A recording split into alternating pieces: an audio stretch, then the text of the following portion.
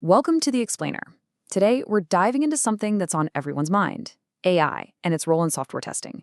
Based on some really interesting analysis, the big idea isn't about replacing people.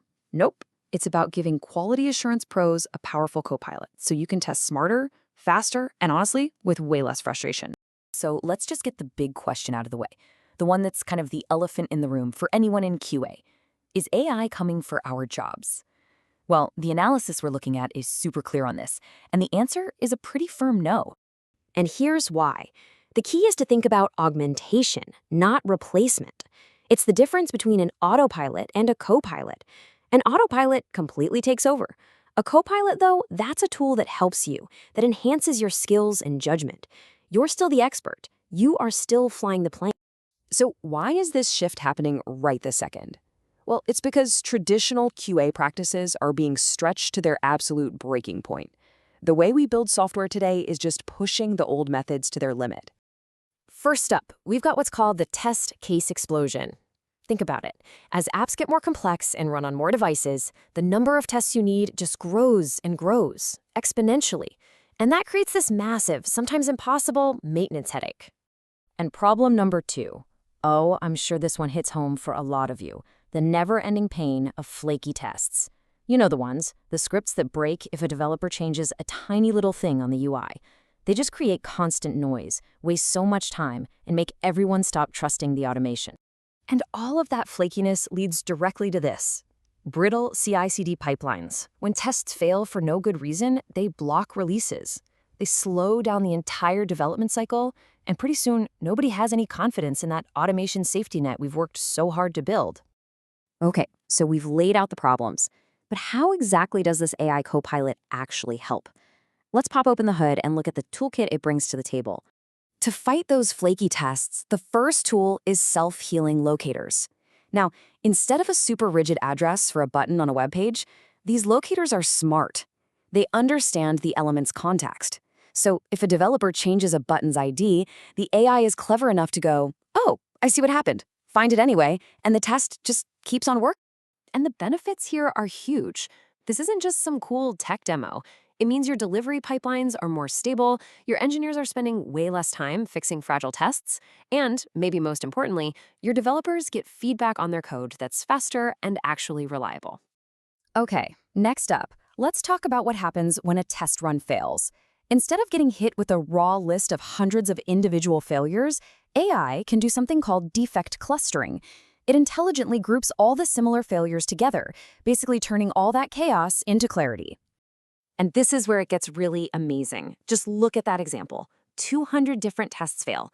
Normally, that's a nightmare. But here, the AI can trace all 200 of them back to one single root cause, like a bad configuration file. Think of the hours, maybe even days of triage time that saves for everyone. Now, AI isn't just about fixing problems with existing tests. It can actually be a creative partner. For exploratory testing, it can suggest those tricky edge cases, the unknown unknowns that a human tester, especially one under a tight deadline, might not think of. The point here is that the AI helps you dig deeper. It's like having a little voice on your shoulder saying, "Hey, have you tried a username with 256 characters? Or what if you send this totally weird payload to the API?"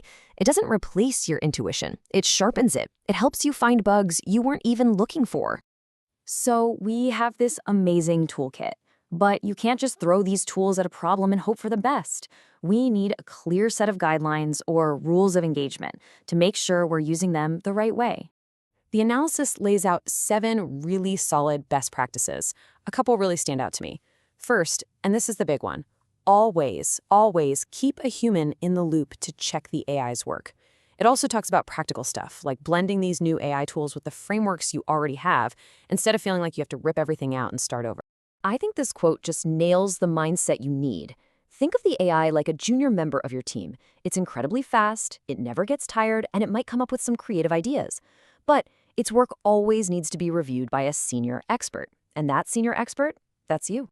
And being that senior expert means you have to be aware of the risks. As you can see, for every potential risk, there's a human-centric solution.